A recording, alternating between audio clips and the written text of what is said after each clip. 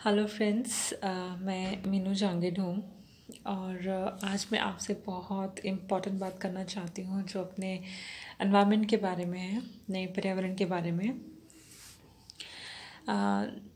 जो टॉपिक मैं डिस्कस करना चाहती हूँ वो है कार्बन फुटप्रिंट। और इसके बारे में आपने बहुत सुना भी होगा कि कार्बन फुटप्रिंट कई बार आपने चलते फिरते या फिर ऐसे कभी सुन लिया होगा। तो कार्बन फुटप्रिंट जो है बेसिकली आप सोचते होगे कि ये टेक्निकल टर्म है या फिर टेक्निकली कुछ चीज़ होगी। तो मैं बताना चाहूँगी, मैं स्टार्ट करना चाहती हूँ अपने एटमॉस्फेयर से। देखिए, अपनी जो अर्थ है वो एटमॉस्फेयर से सराउंडेड है।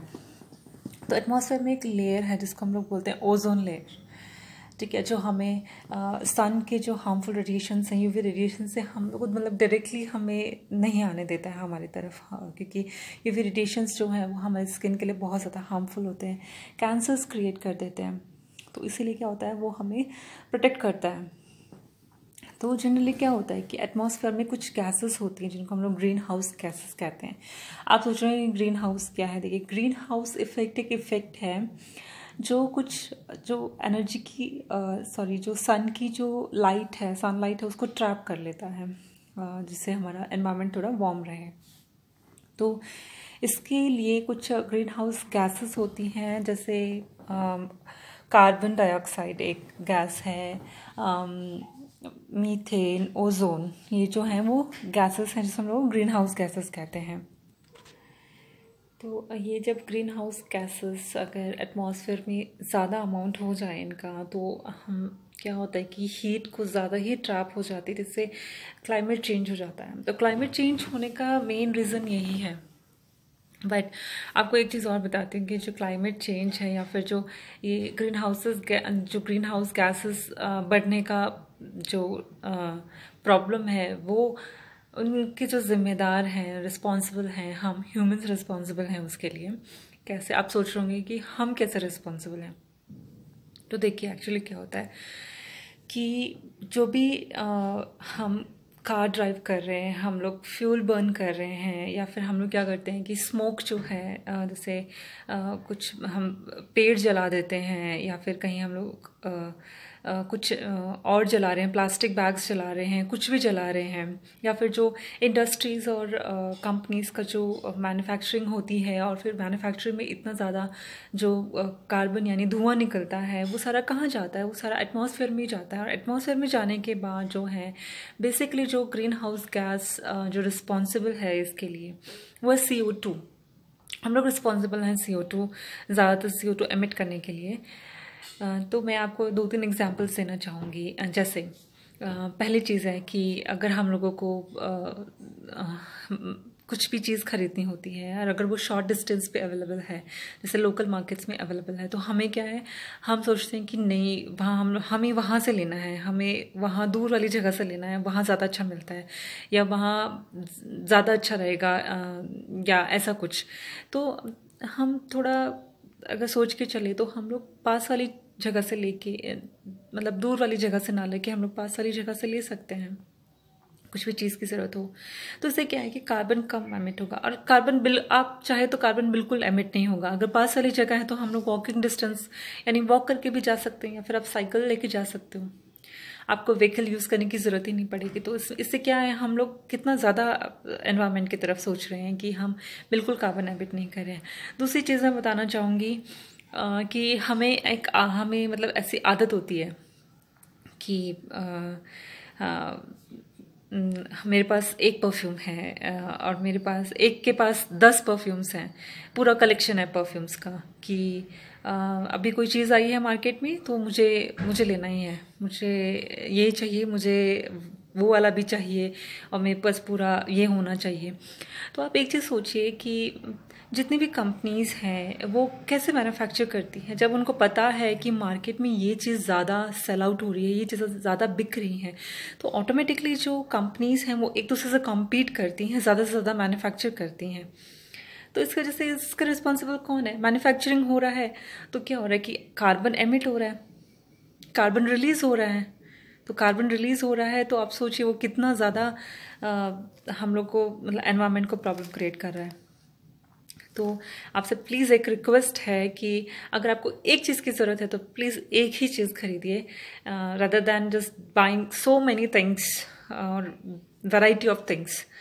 तो इतना अगर हम कर लें तो ये बहुत बहुत बहुत ज़्यादा अच्छा होगा हमारे एनवायरनमेंट के लिए। और एक चीज़ और मैं बताना चाहती हूँ कि पहले ज़माने में क्या होता था कि हर घर में, लगभग हर घर में नीम के पेड़ होते थे। इफ़ यू रिमेंबर कि नीम ट्रीज़ कितने ज़्यादा होते थे घरों में, तो लोग क्या करते थे, नीम स्टिक्स यूज़ करते थे ब्रशिंग के लिए instead of just buying this toothpaste and all. आपको अच्छी तरह पता है, अगर मैं नीम स्टिक और टूथपेस्ट को कंपेयर करूं तो नीम स्टिक ज़्यादा बेनिफिशियल है। You know it very well. आप चाहे कुछ भी कहें, आपको सबको पता है हमारे दांत पीले हैं, और कोलगेट या फिर टूथपेस्ट तो सब दिखा हुआ है। नीम स्टिक आपके दांतों को स्ट्रॉन्ग करता है, सेंसिटिविटी नहीं होगी, वाइट रहेंगे और स्ट्रॉन्ग रहेंगे, ये चीज़ प्रूवन है। तो अगर आप एक नीम का पेड़ लगाते हैं घर में तो उसके कितने सारे बेनिफिट्स हैं। आपको छाया मिल रही है, आपको फ्रेश एयर मिल रही है, आपके टीथ स्ट्रांग हो रहे हैं। आप नीम पेस्ट बना के कहीं भी यूज़ कर सकते हो, फेस पे यूज़ कर सकते हो, कहीं इन्फेक्शन हो रहा है वहाँ यूज़ कर सकते हो। आप नीम के जो लीव्स हैं उनको सुखा के as a mosquito repellent use कर सकते हो। तो एक नीम का पेड़ आपको पता नहीं कितना पॉल्यूशन एब्जॉर्ब करता है। यस, तो आप सोचेंगे भी नहीं और इतने सारे यूजेस आ जाएंगे ट्रीज लगाने के। तो प्लीज़ एक नीम का पेड़ हर एक घर में, प्लीज़। एक चीज़ और बताना चाहूँगी, हम जो भी चीज़ हमें लगता है कि नहीं अब हमें यूज़ नहीं है, या तो हम उसको थ्रो कर देते हैं, डंप कर देते हैं कि नहीं हमें नहीं चाहिए ये चीज़, मतलब बहुत यूज़ कर लिया। तो आपसे एक रिक्वेस्ट है, प्लीज़ ऐसी चीज़ों को आप डंप मत कीजिए, थ्रो मत कीजिए, किसी ज़रूरतमंद को वो दान कर दीजिए। इससे क्या होगा कि वो चीज़ आपने यूज़ की है कोई और भी यूज़ कर लेगा, और वो जाके वही चीज़ नई नहीं खरीदेगा तो ऑब्वियसली उसकी मैन्युफैक्चरिंग कम होगी तो आप अच्छी तरह जानते हैं कि पॉल्यूशन कम होगा, कार्बन एमिशन कम होगा। तो मैं जनरली आपसे रिक्वेस्ट करूँगी कि जो भी आप सोफ़ा है, सपोज़ कोई फर्नीचर अब आउटडेटेड हो गया है या फिर आपकी यूज़ का नहीं है तो आप प्लीज़ उसको डोनेट कर दीजिए, क्योंकि एक फर्नीचर बनने में आपको पता है कितनी लकड़ी यूज़ होती है। जो बुक्स आप पढ़ चुके हैं वो प्लीज़ किसी को डोनेट कर दीजिए, ताकि किसी को नई ना लेनी पड़े, और वो इससे बड़ी हेल्प शायद ही कुछ होगी आप अगर बुक्स डोनेट करते हैं, क्योंकि एक पेपर बनने में भी आपको पता है कितने पेड़ यूज़ होते हैं। पेपर मैं तो बोलूँगी गो पेपरलेस। आप अगर कहीं भी मीटिंग्स वगैरह में जा रहे हैं, कहीं भी जा रहे हैं, यहाँ पर पेपर की ज़रूरत पड़ी है, आप सबके पास फ़ोन्स हैं, मोबाइल फ़ोन्स हैं, डिजिटल पेपर ही हुआ मोबाइल फ़ोन। तो आप मोबाइल फ़ोन में you can make a note on it, whatever you want to write, you just can write on it and erase भी इजीली हो जाता है। तो I would say just go paperless. जहाँ आपको पेपर की बहुत ज़्यादा ज़रूरत पड़ रही है वहीं आप पेपर यूज़ कीजिए। और जो हम अगरबत्ती यूज़ करते हैं, सेंटेड स्टिक्स यूज़ करते हैं प्रेयर के लिए, पूजा के लिए, उससे भी बहुत सारा कार्बन एमिट होता है। और एक चीज़ और है कि हमारे जो एंसेस्टर्स हैं, हमारे पूर्वज हैं, आप ज़रा सोच के देखिए वो हमारे लिए कितने सारे पेड़ छोड़ के गए हैं। बट आपने कभी सोचा है कि हम अपने यंग वंस के लिए क्या छोड़ के जाएंगे? पॉल्यूशन छोड़ के जाएंगे या फिर डिजीज़ेस छोड़ के जाएंगे? तो प्लीज़ एक बहुत अच्छा चीज़ अगर आप कर सकें अपनी प्रकृति के लिए, अपने पर्यावरण के लिए, तो प्लीज़ पेड़ लगाइए। तो एक चीज़ और मैं डिस्कस करना चाहती हूँ कि जनरली क्या होता है कि हम लोग बहुत ज़्यादा इन्फ्लुएंस हो जाते हैं कॉस्मेटिक प्रोडक्ट से, केमिकल प्रोडक्ट से। तो आप जो हेयर कलर हम लोग यूज़ कर रहे हैं, हम स्किन पे जो प्रोडक्ट्स यूज़ कर रहे हैं, हमें अच्छी तरह पता है कि उसमें केमिकल्स है, बट फिर भी हम यूज़ करना चाहते हैं। तो आप क्यों नहीं घर पे जो चीज़ें हैं आपकी किचन में अवेलेबल हैं आप वो क्यों नहीं यूज़ करते हैं, जिससे आपकी स्किन भी अच्छी होएगी। अगर आप इनडायरेक्टली सोचें तो आप ये देखिए कि हम ये कॉस्मेटिक प्रोडक्ट्स जो केमिकल बेस्ड हैं, केमिकल मेड हैं, उनको हम यूज़ कर रहे हैं, इससे हम लोग पॉल्यूशन को भी, जैसे हम एनवायरनमेंट में भी पॉल्यूशन फैला रहे हैं और सब हम अपनी स्किन को भी ख़राब कर रहे हैं, अपने हेयर को भी ख़राब कर रहे हैं, अपनी बॉडी को ख़राब कर रहे हैं, इसंट इट। तो हम क्यों ना ऐसी चीज़ें यूज़ करें जिससे एनवायरनमेंट को भी प्रॉब्लम नहीं हो रही है, हमें भी प्रॉब्लम नहीं हो रही है। ऐसी बहुत सारी चीज़ें हैं। आई पर्सनली फील कि there is nothing better than using home based products. I always use home based products rather than just buying this chemicals one, because आपको पता नहीं आपकी बॉडी में कितना ज़्यादा केमिकल जो है वो चला जाता है इसके थ्रू। कैंसर्स होने के चांसेस हैं, बड़ी बड़ी डिजीज़ हो जाती हैं। तो प्लीज़ एक बार सोच के देखिए कि इससे दो फ़ायदे हो रहे हैं, एनवायरनमेंट को भी फ़ायदा हो रहा है, हमें भी फ़ायदा हो रहा है। और एक लास्ट चीज़ मैं बताना चाहूँगी फॉर द नॉन वेजिटेरियंस, ये बात शायद आपको बुरी लगे, पर आप सोचिए कि जो रेड मीट कंज्यूमर्स हैं, यानी पोर्क हो गया, बीफ हो गया, तो क्या होता है एक्चुअली इनके जो हम लोग पोर्क और बीफ को जो हम लोग पालते हैं, तो इनके लिए क्या होता है कि बहुत ज़्यादा लैंड यूज़ होता है, और बहुत ज़्यादा लैंड यूज़ होता है उसमें जो इनके लिए क्रॉप्स होती हैं, यानी इनको जो खिलाते हैं हम लोग, जो फसलें खिलाते हैं, उन क्रॉप्स को भी उगाने के लिए बहुत ज़्यादा फर्टिलाइज़र यूज़ होता है, और fertiliser is full of chemicals. तो इंडस्ट्रीज़ के लिए इतना अच्छा बिजनेस है, कंपनीज़ के लिए इतना अच्छा बिजनेस है फर्टिलाइज़र्स बनाने का, उनको तो बेनिफिट मिल रहा है। बट जब ये फर्टिलाइज़र्स यूज़ हो रहे हैं तो इतना उसकी मैन्युफैक्चरिंग में इतना ज़्यादा कार्बन एमिशन हो रहा है कि आपको कोई आइडिया नहीं है।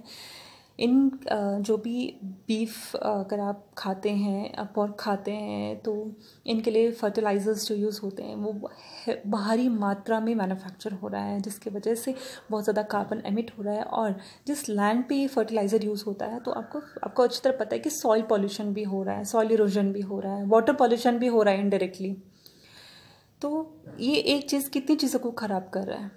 तो प्लीज़ आपसे एक रिक्वेस्ट है कि अगर आप रेड मीट कंज्यूम करते हैं 5 days in a week, 4 days in a week, तो please cut this portion to 2 days in a week or 1 day in a week. Trust me, it'll help your environment a lot. Just with this little and small steps, it's just going to help a lot. और ऐसी छोटी छोटी बहुत सारी चीज़ें हैं। मैं तो कहूँगी कि जितनी आपको प्रोडक्ट्स की ज़रूरत है, अगर आपको एक प्रोडक्ट की ज़रूरत है तो प्लीज़ एक ही प्रोडक्ट खरीदिए, ना कि बहुत सारे प्रोडक्ट्स आप खरीद रहे हैं, क्योंकि आपको पता नहीं एक प्रोडक्ट बनने में कितना ज़्यादा कार्बन एमिट हो रहा है। और प्लीज़ मैन मेड चीज़ों के लिए जाइए रादर देन मशीन मेड, क्योंकि मशीन मेड में बहुत ज़्यादा कार्बन एमिट हो रहा है। और go natural, go green, and instead of leaving a black carbon footprint, black होता है footprint, go green and leave a green footprint. So आज हम छोटी सी एक ओथ लेना चाहेंगे कि एटलीस्ट 10 ट्रीज़, अगर 10 ट्रीज़ नहीं तो आप प्लीज़ अपने आसपास एटलीस्ट 5 ट्रीज़ लगाइए। आपको कोई आइडिया नहीं है एक ट्री कितना ज़्यादा पॉल्यूशन एब्जॉर्ब करता है, और आपको फ्रेश एयर देता है, आपको हेल्दी रखता है, आपको बहुत ज़्यादा हेल्दी रखता है, आपको फ्रेश एयर देता है। और ऐसे बहुत सी चीज़ें अगर मैं बताने लगी तो आपको एक आदत और है हमारी कि अगर सीजनल फ्रूट्स चल रहे हैं, सपोज ये वाटरमेलन का सीज़न चल रहा है या फिर ऑरेंजेस का सीज़न चल रहा है, तो हमारी कई लोगों की आदत होती है कि नहीं मुझे तो ना कीवी खाने का मन कर रहा है, मुझे तो स्ट्रॉबेरी खाने का मन कर रहा है। आप ये देखिए सीजनल फ्रूट्स तो हमें लोकल मार्केट में मिल जाएंगे, बट ऐसी चीज़ें जो अभी सीजन नहीं हैं वो बहुत दूर से आती हैं। So you have no idea that जो भी आपको चाहिए it must have travel 1000 of miles, पता नहीं कितने दूर से आएंगे ट्रांसपोर्टेशन के थ्रू, जिससे बहुत ज़्यादा कार्बन एमिट होता है। तो आपने ये सोचा भी नहीं होगा, बट इनडायरेक्टली अगर आप सोचने बैठो तो आपको लगेगा कि सीरियसली हम लोग एनवायरनमेंट के तरफ सीरियस है ही नहीं बिल्कुल भी। क्योंकि ऐसी बहुत सी चीज़ें हैं जिसको मुझे भी, अगर मैंने जब बैठ के सोचा, मुझे लगा कि हाँ ये तो मतलब मैं नहीं भी सोच के, नहीं भी अगर मैंने सोचा कि नहीं मैं तो ऐसा कुछ नहीं कर रही हूँ, मैं तो सिंपल लाइफस्टाइल है, ये है वो, बट सिंपल लाइफस्टाइल होने के बावजूद आप बहुत ज़्यादा कार्बन एमिट कर रहे हैं। इलेक्ट्रिसिटी खुला छोड़ देते हैं, फ़ैन ऑन है, एसी ऑन है, तो प्लीज़ जब यूज़ नहीं है तो उनको स्विच ऑफ कीजिए। और मैं तो बोलूँगी कि आप ग्रीन वेजिटेबल्स खाइए, कच्ची वेजिटेबल्स खाइए अगर हो सकता है तो, अपने आप को फिट रखने के लिए, अपने आप को हेल्दी रखने के लिए। और please go green, go paperless and contribute towards your environment. Plant more and more trees around you. And please आप नेट पे ज़रूर सर्च करना कि एक ट्री कितना ज़्यादा पॉल्यूशन एब्जॉर्ब करता है और आपको क्या हेल्थ बेनिफिट्स देता है। Please please please. Okay then, take care, bye bye. This is Meenu Jangid and thanks a lot.